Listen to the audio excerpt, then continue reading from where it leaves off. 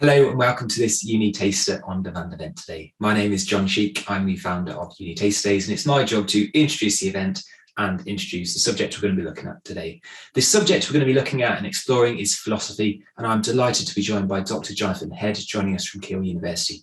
Jonathan is going to talk about things like why you might want to consider studying philosophy, what to expect on the course if you do study it, application tips and careers. But with that, I'll pass things over to Dr. Jonathan Head, joining us from Keele University. Hello, I'm very pleased to be able to talk to you for a little bit about why you might want to study philosophy at university. So philosophy is really the subject for you if you're interested in spending some time discussing some of the most fascinating, fundamental and important questions that human beings have ever thought about over the centuries. Questions like, what is the good life? How should we live as human beings? What's the best way to live as human beings? What is it to be a human being, to be a person with hopes and dreams and fears and everything else that goes along with being a human being? What makes something a work of art, and what makes it beautiful and worthy of attention? And what can we get from engaging with works of art? And perhaps more importantly today, what do we owe to future generations? Do we have duties towards future human beings, such as we might think when we consider how we ought to act towards the environment and sustainability? So all of these sorts of questions are things you might consider when doing a philosophy degree. And if those are questions that interest you and things that you'd like to spend time thinking about at university, then you might want to consider studying philosophy at university. If you do a philosophy degree, you'll be introduced to a number of different answers to these sorts of questions, various philosophical traditions, different viewpoints, different theories, different ways of thinking that will all propose various different answers to the various different philosophical issues you might want to think about. And then once you've been introduced to those answers, you can then go ahead and think about what your own response might be to those issues. So one of the things that philosophy does very well is it sets you up with a set of transferable skills that are very useful for a number of different career paths following on from your degree. So in particular, you'll be taught to take various arguments, different viewpoints, different perspectives, to break them down, criticize them, and analyze them, talk about what's good about them and what's bad. And then when you go ahead to build your own philosophical arguments, you will learn how to come up with your own original ideas, to be convincing in putting forward your own ideas and be able to communicate them clearly to others and debate them with others as well. And as a result, you will find your mind opening up to new ways of thinking. I mean, of course, that'll be helped by learning about all these different perspectives from the history of philosophy that you'll be taught during the course of your degree. This kind of study also fosters a kind of independence of thought that will help you see things from both sides and consider how it is that you personally feel about the issues that you'll be thinking about.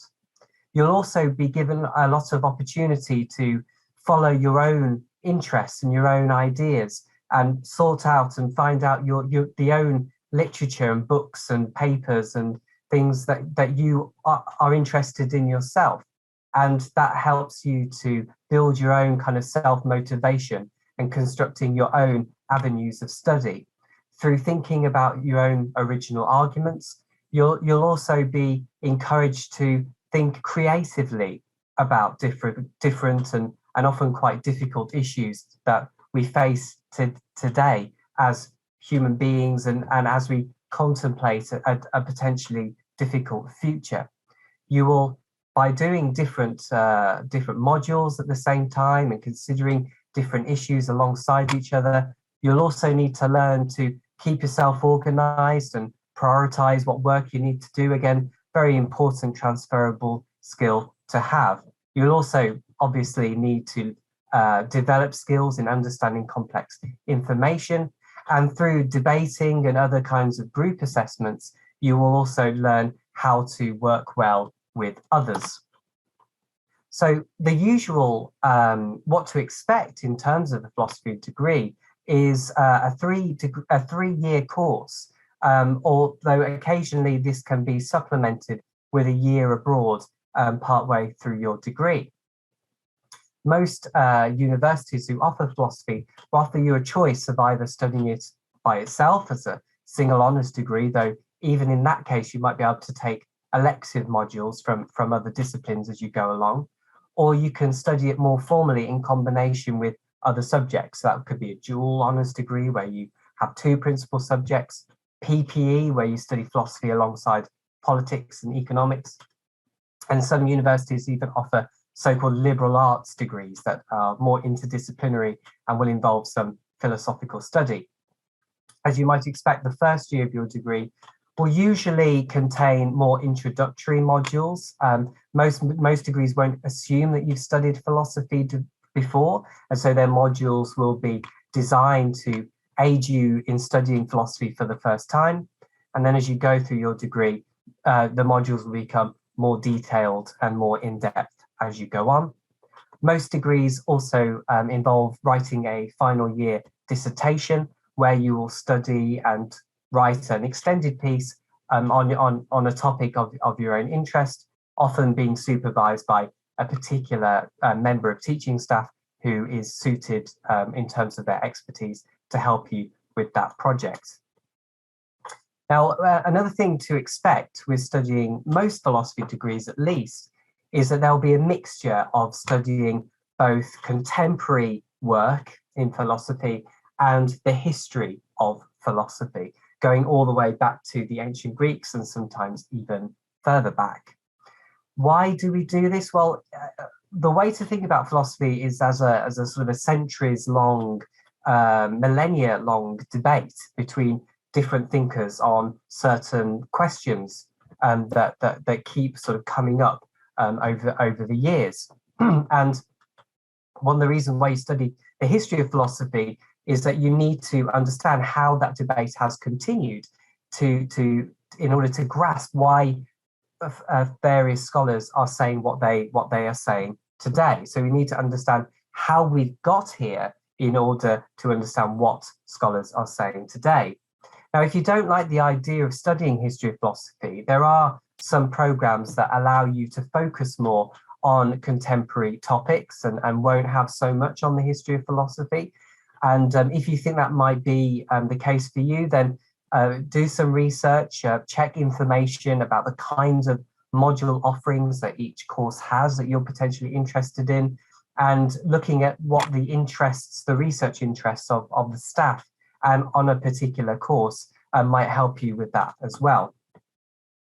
So as part of a standard philosophy degree, you will be encouraged to study a number of different areas, usually starting off with some of the most fundamental areas of philosophy, such as epistemology, which is studying the nature of knowledge and what it is to know something and what it is to believe something and being justified in believing something and so forth.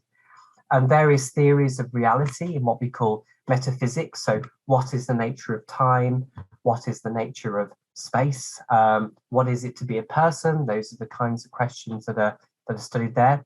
Ethics, so the study of right and wrong, good or bad.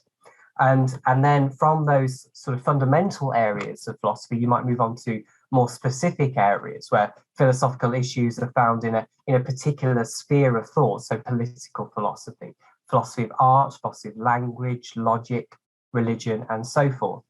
You might also be able to take modules in specific philosophical traditions, such as Chinese philosophy, African philosophy, or feminist philosophy. But this is just a sort of a selective list, really. Philosophy is a very broad discipline, and there'll be lots and lots of different modules out there in all sorts of different courses for you to choose from. So as I said, you'll be considering a wide variety of philosophical debates through your degree. You'll learn various theories or arguments in a particular debate, and then you might be encouraged to apply those theories to contemporary issues such as, for example, applying ancient ethical thought to the challenge of how we leave the environment for future generations. You can expect a variety of learning and assessment styles. So, I mean, this is a thing to to ask in advance when you're researching what courses would be good for you to do. What kind of assessment methods are used? So you'll find little exercises where you might need to analyze and criticize a small piece of writing as a sort of text analysis. There might be assessments where you're encouraged to do individual and group presentations, perhaps more creative assessments where you create videos or podcasts alongside what you might expect, which is quite a lot of essay writing. But obviously that will depend on the particular course that you decide to do. So thinking beyond your degree, philosophy is a very useful degree in terms of keeping open a wide variety of career paths, so you aren't tied to a particular career. And if you so wish, you can go from a philosophy degree into, say, a master's degree in a more clearly career-defined area, if you so wish, or go straight into the job market. As I have already mentioned, it's particularly good, I think, for learning certain transferable skills that are useful in a wide range of fields. And employers are increasingly aware of the value of philosophical study. So in terms of the experience of where graduates tend to go, there's no real pattern for what philosophy graduates do after their degree programs, because they proceed into a very wide range of different career paths. So this includes business development, recruitment, marketing, becoming a therapist, software, the civil service, banking, law, teaching. All sorts of different career paths are open to philosophy graduates, though some career paths, such as law, for example, might require an extra postgraduate qualification that's more career specific. But you won't be left alone to sort of help navigate your career options, because all universities have career services to help you think about what options are available to you and what your next steps might be after you've finished your philosophy degree.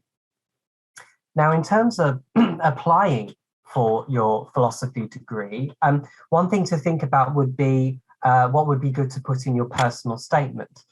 I think one thing that's really good is to try and give a sense of what your own individual interests are, and what are the particular philosophical questions that intrigue you.